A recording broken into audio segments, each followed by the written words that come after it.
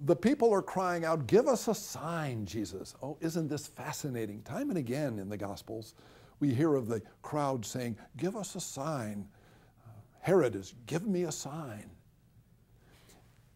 And here we find an intimate understanding of Christ.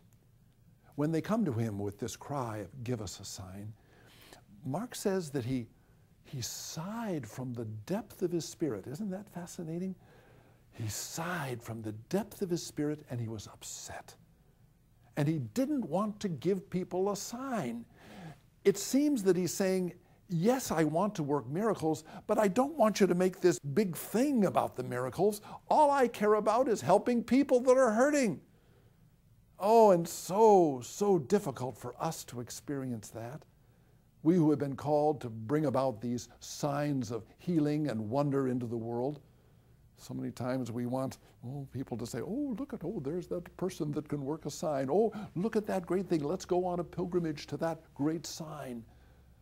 And in the midst of all of that, which I suppose we can never get away from, the call of Christ with his deep sigh is, make sure that as you reach out and use the power that God has given you, that you bring about changes through loving people.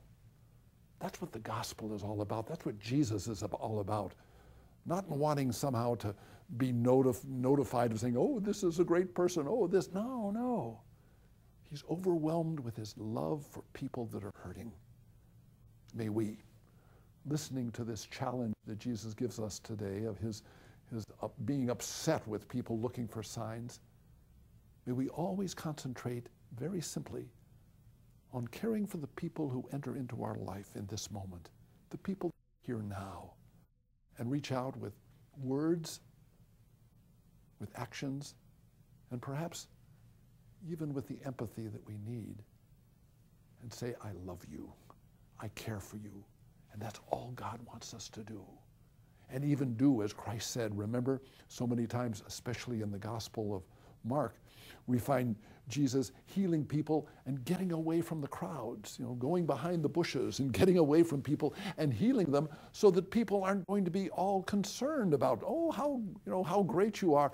He just cared about people. Lord, help me in my life as a minister, as a person who's following your example and listening to your words. Help me to always remember it's the people in front of me and the love that I give them, and not the signs and not the effect that can be so detrimental to your kingdom.